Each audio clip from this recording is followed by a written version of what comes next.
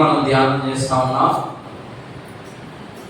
అందులో భాగంగా 4వ భాగం మనం ధ్యానం చేస్తా ఉన్నాం. 4వ భాగాన్ని మనం ధ్యానం చేస్తా ఉన్నాం. ఈ 1 నుండి 6 వచనాలు ఒక పేరు పెట్టి ఉన్నాం. మనం ప్రత్యక్షత అనే పేరు పెట్టుకొని మనం ముందుకు సాగుతా ఉన్నాం. ఏంటి ఆ ప్రత్యక్షత అనేది మనం అన్నీ కూడా క్షుణ్ణంగా నేర్చుకుంటూ వెళ్తా ఉన్నాం. అయితే ఈరోజు 6వ అధ్యాయాన్ని మొదటి అధ్యాయము 6వ వచనాన్ని మనం కొంచెం ఇంకా విపులంగా నేర్చుకుంటే చాలా విషయాలు ఉన్నాయి దాంట్లో. అందులో నేను 1 కానీ లేదా 2 విషయాలు కానీ చెప్పి నేను ముగించేదానికి సిద్ధపడతాను. దాంట్లో 4 విషయాలు ఉన్నాయి. ఆ 4 విషయాలని మనం కొంచెం భాగాలుగా మనం అర్థం చేసుకునేదానికి ప్రయత్నం చేద్దాం. చదువుదాం. మనలను ప్రేమించుచు, మొదటిగా మనలను ప్రేమించుచు తన రక్తము వలన మన పాపముల నుండి మనలను విడిపించిన వానికి మహిమయు ప్రభావమును యుగయుగములు కలుగును గాక. ఆమేన్. ఆయన మనలను తండ్రి యొక్క దేవునికి ఒక రాజ్యముగాను యాజకులుగాను చేశారు. చదవబడినటువంటి ఈ భాగంలో 4 విషయాలు కనబడుతూ ఉన్నాయి. ముఖ్యంగా 4 విషయాలు కనబడుతూ ఉన్నాయి. అవి ఏంటంటే యోహాను ఆయన యొక్క ఉన్నతమైనటువంటి స్థితిని వర్ణిస్తూ ఉన్నాడు. ఆయన దర్శనంలో చూస్తూ ఉన్నాడు.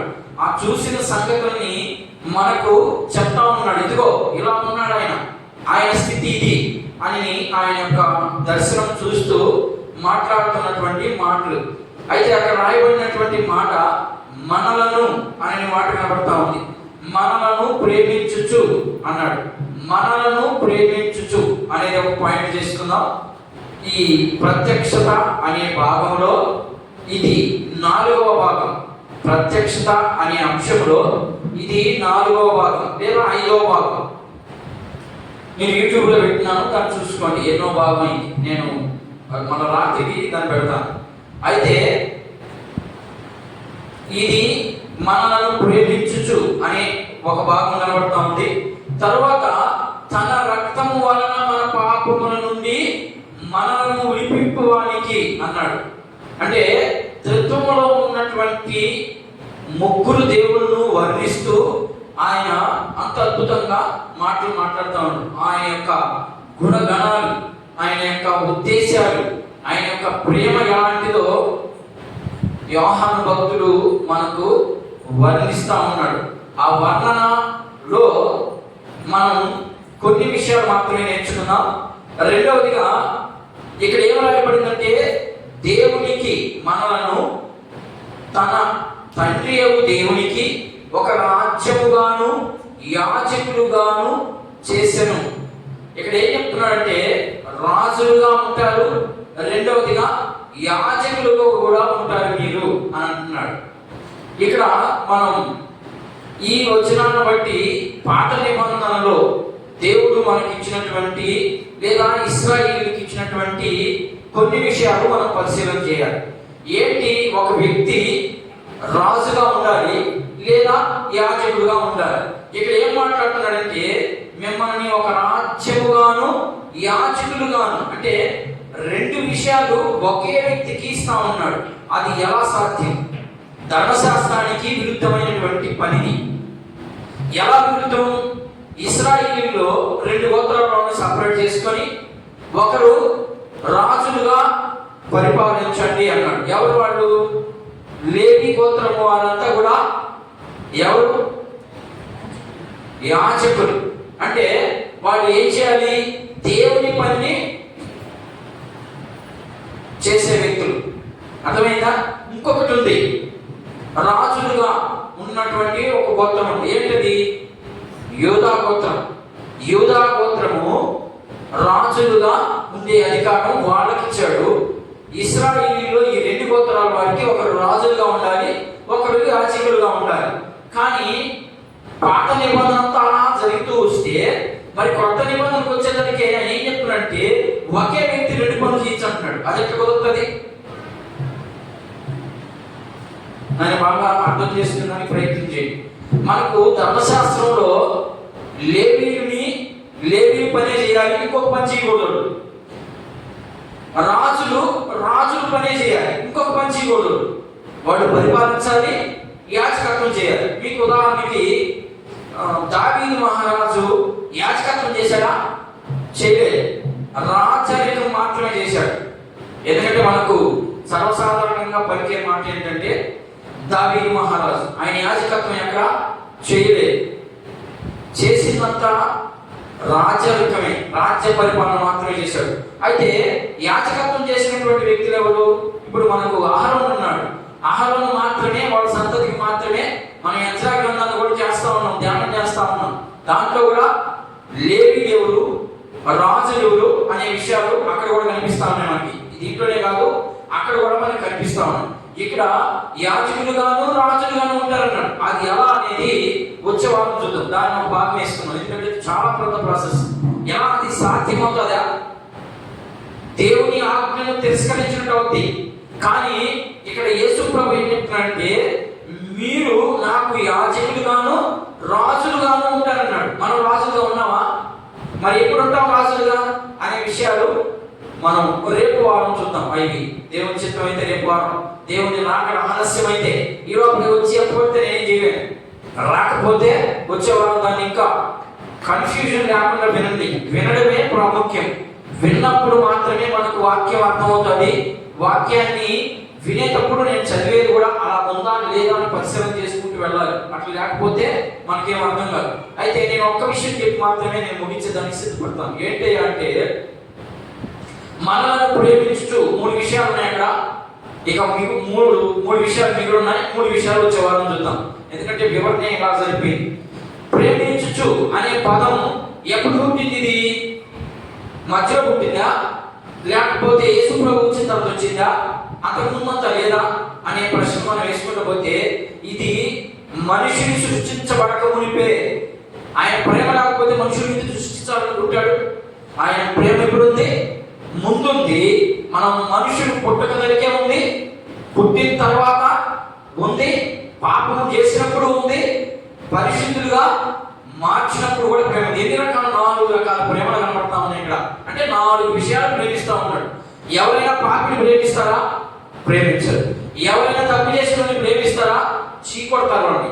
కానీ మన దేవుడు, బైబిల్లో ఉన్నటువంటి దేవుడు, నువ్వు తప్పు చేసినా ప్రేమిస్తాడు, తప్పు చేయకపోయినా కూడా ప్రేమిస్తూనే ఉంటాడు. అందుకని ఆయన ప్రేమని వర్ణిస్తూ ఆయన ఇది ఈ లోకంలో ఉన్నటువంటి ప్రేమ కాదు, ఇది ఏదో అప్పుడు వచ్చేప్పుడు పోయే ప్రేమ కాదు, ఇది నిన్ను నన్ను పుట్టించగలిగే, ఈ భూమిని ఆకాశమును వేరు చేయగలిగే ప్రభువు ఆల్రెడీ ప్రేమిస్తా ఉన్నాడు అనే విషయాన్ని చూపిస్తా ఉన్నాడు. ఆ ప్రేమ ఈ లోకంలో సర్వసాధారణంగా ప్రేమ ఎన్ని రకాలుగా ఉంటుంది? ఒక 4 రకాల ప్రేమ మాత్రమే నేను చెప్పగలను, ఎందుకంటే బైబిల్కి మించి మనం చెప్పకూడదు. కాబట్టి ఒక 4 రకాల ప్రేమను మాత్రమే నేను చెప్తాను. ఏ ప్రేమ చెప్తాం? ముందు ప్రేమకి ప్రేమ చెప్తాం, ఎందుకంటే లోకంలో ఎక్కువగా అదే ఉంది. కాబట్టి ముందుగా ప్రేమించుకునే వ్యక్తులు ఎన్ని దినాలు వాళ్ళ ప్రేమ? కొద్ది దినాలు మాత్రమే వాళ్ళ ప్రేమ ఉంటుంది. అది తర్వాత ముగిసిపోద్ది. కానీ అలాంటి ప్రేమ కాదు మన యేసు ప్రభు ప్రేమ. నువ్వు మనిషిగా పుట్టినప్పుడు ప్రేమిస్తా ఉన్నాడు, పుట్టి పాపములో పడి తప్పు చేస్తా ఉన్నా ప్రేమిస్తా ఉన్నాడు. మరి తప్పు చేస్తే ప్రియులు తప్పు చేస్తే ఒప్పుకుంటారా? ఒప్పుకుంటారమ్మా? ఒప్పుకోరు. ఇక కొట్లాట్లు, రచ్చలు, రావిళ్ళు అన్ని జరిగిపోతాయి. కానీ మన ప్రేమ ఏమైనా నీతో తగ్గివేశాడా? మనతో ఏమైనా తగ్గివేస్తున్నాడా? మనతో తగ్గివేసే పనితే మనం ఉండగలమా? ఆయన దాటి మనం ఉండగలమా? ఉండలేం. కానీ ఆయన ప్రేమ ఎలాంటిది? అంత గొప్ప ఉన్నతమైనటువంటి ప్రేమ అనేది మనకు అర్థమవుతుంది. ఇది ఒక ప్రేమ. రెండోది, దీన్ని యేసు ప్రభు మాట్లాడినటువంటి అరామిక్ భాషలో ఏమని మాట్లాడినటువంటి మాట అంటే ఇది యేసు ప్రభు మాట్లాడింది. భార్యాభర్తల ప్రేమని ఏమంటారు అంటే దాన్ని ఎరోస్. అర్థమవుతుందా? ఎరోస్ అనే పదం వాడబడింది. ఎరోస్ అంటే భార్యాభర్తలకు ఉన్నటువంటి ప్రేమ. ఇది ఎన్ని దినాలు ఉంటుంది? భార్యాభర్తల ప్రేమ ఉంటుందా? జీవితాంతం అంటే చనిపోయేంత వరకు ఉంటుందా? ఉంటుందమ్మా? నా సరి చూడాలి. భార్యాభర్తలకి ప్రేమ జీవితాంతం ఉంటుందా? ఉండదు. నువ్వు జాకెట్ ముక్క దేవాకు ఎట్టబోతా ప్రేమ. అప్పటికప్పటికి నువ్వు బంగారు తెచ్చావు బిడ్డు, ఓహో ఇంకా చూసుకో, ముందు కూరంతా నీకే, చికెన్ అంతా నీకే, తర్వాత ఆనికి అంటుందన్నమాట. దీన్ని యేసు ప్రభు మాట్లాడినటువంటి మాట ఏంటంటే ఎరోస్ అనే పదంలో నుంచి తీయబడింది. ఇది భార్యాభర్తల బంధాన్ని సూచించే ప్రేమ. కానీ ఇవి స్వార్థపూరితమైన ప్రేమనా కాదా? ప్రశ్న.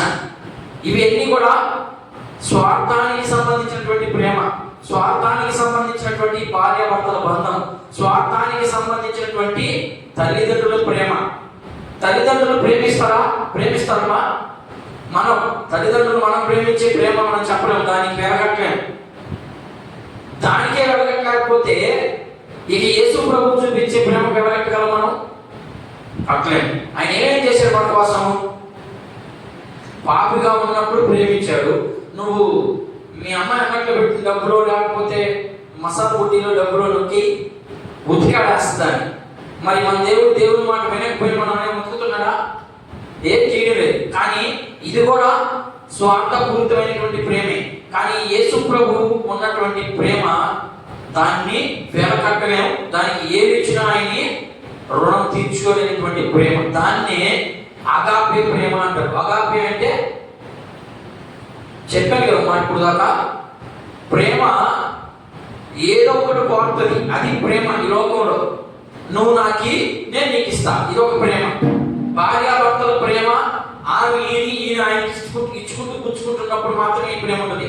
కానీ దేవుని ప్రేమ అగాపే ప్రేమ. అగాపే ప్రేమ అంటే నీ దగ్గర నుంచి ప్రతిఫలం ఏమి కోరడాయి. దాన్ని అగాపే అని ఎందుకు పేరు వచ్చిందంటే దాన్ని ప్రతిఫలము చెల్లించలేనటువంటి ప్రేమ చూపించాడు ఆయన. అలాంటి ప్రేమకి మనం ఏమి ఇచ్చినా మనము ఆయన రుణము తీర్చుకోలేము. అందుకని ఆయన మనల్ని ప్రేమించుచు అనే మాట ఎందుకు రాయబడిందంటే ఎలా ప్రేమించాడు? ఉదాహరణకి ఎవరైనా తప్పు చేసి లేకపోతే ఏదైనా బాగుండి అయ్యా నాకు మళ్ళా అని అంటే ఇస్తారా? కానీ మళ్ళీ అవన్నీ నడవనప్పుడు నీకేమి రావు. అట్లా కానీ ఆయన ఇస్తే మనం ఆపలేం, అది ఆయన ఇష్టం. యాకోబు పత్రిక 1వ అధ్యాయం ఆయన ఏమి ఇస్తారన్నాడు చూద్దాం. 5వ వచనం, మీలో ఎవరికైనాను అది ఆయన ఇస్తానన్నది. ఏమి ఇస్తానన్నాడు? నేను డబ్బులు ఇస్తామని చెప్పాల. మీకెవరికైనా ఒకవేళ నా మాట జ్ఞానం అంటే ఏంటి, నేను చెప్పే మాటలు మీకు అర్థం కాకపోతే మీరు నన్ను అడగండి, నేను ఇవి అర్థం చేసుకునే జ్ఞానాన్ని ఇస్తా. అది లోక సంబంధమైనటువంటి జ్ఞానం కాదు. ఈ లోక సంబంధమైనటువంటి జ్ఞానం కాదు. ఈ లోక సంబంధమైనటువంటి జ్ఞానం ఏం కోరుతుంది? ప్రతిఫలం కోరుతుంది. కానీ ఆయన ఇచ్చే జ్ఞానం ప్రతిఫలం కోరుతుంది. నువ్వెందైనా చెయ్యి, దానికి మాత్రం మనము వెలకట్టలేమని ఇక్కడ అద్భుతంగా ఆయన భక్తుడు గ్రహించి దాన్ని వర్ణిస్తూ మనకి చెప్తా ఉన్నాడు. ఇప్పుడు దావీదు భక్తుడు ఆయన గురించి ఒక మాట ఉన్నాడు చూడండి. అంత ప్రేమ చూపించిన ఆయన గురించి ఇంకొక మాట ఉన్నాడు. 8వ కీర్తన చూడండి. కీర్తన గ్రంథం దావీదు మహారాజు ఏం మాట్లాడుతున్నాడు చూద్దాం. ఆయన ప్రేమను వర్ణిస్తూ మనము ఏం చేసినా ప్రేమిస్తామన్నాడంట. అలాంటి వ్యక్తిని ఎలా వర్ణిస్తున్నాడు దావీదు మహారాజు చూద్దాం. కీర్తన గ్రంథం 8వ కీర్తన 3-4 వచనం చదవండి. నీ చేతి పని అయినా నీ ఆకాశములను నీవు కలుగు చేసిన చంద్ర నక్షత్రములను నేను చూడగా నీవు మనుషుని జ్ఞాపకం చేసుకున్నట్టు వాడు ఏ పాటి వాడు చూడు. ఎంత మాట మాట్లాడుతున్నాడు ఆయన ఏం మాట్లాడుతున్నాడంటే సూర్య నక్షత్రులు లేదా చంద్రుడు వారిని అవన్నిటినీ నీ చేతి పనితో చేసావు కాబట్టి మనుషుడిని జ్ఞాపకం చేసుకునేదానికి వాడు ఏ పాటి వాడు? సూర్యుడు వింటాడా మాట? వింటాడా? విన్నాడు. యెహోషువ గ్రంథంలో విన్నాడు కదా, ఆగమనంలో ఆగిపోయాడు. చంద్రుడు విన్నాడా లేదా? విన్నాడు, అక్కడ ఆగిపోయాడు చంద్రుడు కూడా. కానీ వాటికంటే మనల్ని ఎక్కువగా ప్రేమిస్తా ఉంటాడంట ఆయన. అందుకని మనల్ని అందుకని ఆయన ఏం వర్ణిస్తున్నాడంటే, సూర్యుడు చంద్రుడు నీ మాట విన్నాడు, ఆకాశము భూమి వేరైపోయినాయి నీ మాట విని, కానీ మనుషుడు నీ మాట మాత్రం వినలేదు. అయినా కూడా నువ్వు వాడిని జ్ఞాపకం చేసుకున్నావు అంటే వాడు ఏ పాటి వాడు? ఇంకా చూడండి, ఇంకా కొన్ని మాటలు ఉన్నాయంట. నీవు నరపుత్రుని దర్శించుటకు, నీవు మనుష్యుడిని దర్శించుటకు వాడు ఏ పాటి వాడు? వాడు ఉంది, ఖచ్చితంగా దర్శనం ఉంది. చూడక అక్కడ దర్శిస్తున్నాడని చెప్తున్నాడు. మనుషుడిని నువ్వు దర్శించుటకు మనుషుడు ఏ పాటి వాడు? చదువు. దేవుని కంటే వాడిని కొంచెం తక్కువ వానిగా చేసి ఉన్నావు. మహిమా ప్రభావములతో వానికి కిరీటము ధరింపజేసి ఉన్నావు. నీ చేతి పనుల మీద వానికి అధికారం ఇచ్చి ఉన్నావు. ఎడ్లన్నిటినీ మళ్ళీ వేరైపోతామా? చూడండి, మనిషికి ఎంత ప్రేమ చూపిస్తాడు ఆయన. అందుకని ఆయన మనల్ని ప్రేమించు, దాన్ని ఆ ప్రేమని మన దగ్గర నుంచి తీసివేసేదానికి అధికారులైనను, దేవదూతలైనను, ప్రధానులైనను, ఈ లోకమంతైనా కూడా ఆయన ప్రేమ నుండి మనల్ని వేరు చేసేదానికి ఎవ్వరికి ఛాన్స్ ఇవ్వలేదు. నీకు నువ్వుగా చేసుకుంటే తప్ప, నీకు నీవుగా విడిపోతే తప్పుగా, నీకు నీవుగా తప్పుకుంటే తప్పుగా. ఎట్లా విడిపోతాం? మనం ఆయన మాట వినప్పుడు మనం తప్పిపోయినట్టే. ఆయన ప్రేమను మనం రుచి చూడనంటే, ఆయన చెప్పినటువంటి మార్గంలో మనం నడవకపోతే మనం ఆయన ప్రేమని రుచి చూడకపోయినట్లే. ఆయన ప్రేమను రుచి చూచిన వ్యక్తి ఎలా ఉంటాడయ్యా అంటే, ఆయన మార్గంలో పెడతాడు, ఆయన మాట వింటాడు, ఆయన చెప్పినట్టుగా చేస్తాడు. అప్పుడు ఆ వ్యక్తిని ప్రేమిస్తూ ఉంటాడని ఇక్కడ దేవుని వాక్యం చదివిస్తాం. మరి నువ్వు నేను ఎలాంటి ప్రేమలో ఉన్నావు? రెండు రకాల ప్రేమలు ఉన్నాయి ఇక్కడ. మరలా కూడా మనకు కూడా రెండు రకాల ప్రేమలు ఉన్నాయి.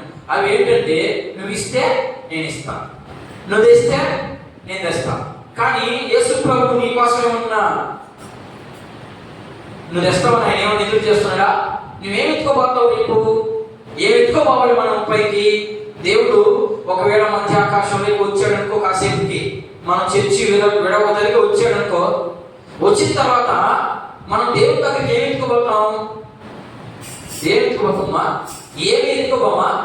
ఈ లోకంలో ఉన్నది ఏమి ఎత్తుకోబోము. ఈ లోకంలో మనం సంపాదించిన ఆస్తి, మంచి మంచి పౌడర్లు పూసుకొని, మంచి మంచి బట్టలు వేసుకొని, మంచి మంచి కారులో తిరిగి, ఇవే కొంత కూడా ఏం వస్తుందయ్యా అంటే, నీవు ఆయన మాటలు సత్యం చెప్పుకుంటావు చూడు, దాన్ని ఎత్తుకోవాలి అంతే. సత్యానికి లోబడతాం చూడు, సత్యాన్ని వింటాం చూడు, సత్యానికి వణకుతాం చూడు, ఇది నువ్వు ఎత్తుకోబోయే ప్రేమ. మనలో సేపు లేదా దేవుని మాట లేదా దేవుని క్రియ మనలో లేకపోతే మనం కూడా ఏమి ఎత్తుకోపోలేము. అక్కడికి ఎత్తుకోపోలేము కాబట్టి మనకి ఏం బహుమానాలు ఉండవు. అక్కడ బహుమానాలు లేకపోతే మన స్థితి ఎలా ఉంటుందో ఒకసారి ఊహించుకోండి. ఆ స్థితి మనల్ని ఆయన ప్రేమించడానికి మనం ఈ రోజుకు అడిగినా కూడా ఆయన్ని ఒకేసారి ప్రేమ, ఒకేసారి మనకు రక్షణ. చాలా మంది రక్షణ వస్తుంది అంటారు. ఎన్నిసార్లు వస్తుంది రక్షణ? ఒకేసారి. పాప క్షమాపణ కూడా ఒకేసారి. మరి మాటికి పాప క్షమాపణ క్షమించినప్పుడే కదా ఎవరైతే ఆయన దగ్గరికి విధేయతగా పోతాడో, నేను నా యొక్క గర్వాంధకుడు లేడు, నా యొక్క ఎదో లేడు, నా యొక్క పనికి మాలిన వాడు లేడు అని ఎప్పుడైతే ఆయన పాదసేవలో కూర్చొని మనం అడుగుతామో, అప్పుడు మనకి ఏమొచ్చింది? మారు మనసు వచ్చింది. మారు మనసు వచ్చిన వెంటనే ఏమొస్తుంది? పాప క్షమాపణ వస్తుంది. లేకపోతే పాప క్షమాపణ రాదు. ఆ విషయాన్ని జాగ్రత్తగా మీరు అర్థం చేసుకోవడానికి ప్రయత్నం చేయండి. ఉందా అసలు మనకు మారు మనసమ్మా? నాకు తెలియక మారు మనసు ఉందా? మనకు అసలు తగ్గింపు స్వభావం ఉందా? యేసు ప్రభు అంత తగ్గించుకుంటే మరి నువ్వు నేను ఎంత తగ్గించుకోవాలి? ఆయన మత్తయి సువార్తలో చెప్పాడు, మీరు పరలోక రాజ్యానికి వెళ్ళాలి అంటే లేదా పరలోక రాజ్యానికి రావాలి అంటే 13 వచనాలు చెప్పాడు. 2వ వచనం నుంచి 5వ అధ్యాయం 2వ వచనం నుంచి 13, 14 వచనాలు చెప్పాడు. ఆయన ఏమేముంటుందంటే ఆత్మ విషయమై దీనత్వం. దీనత్వం అంటే ఏడుపు. మన భాషలో చెప్పాలంటే ఎప్పుడు పట్టినా ఓ అని ఏడుచుకుంటా ఉంటే దీనత్వం వస్తుందా? అది కాదు దీనత్వం.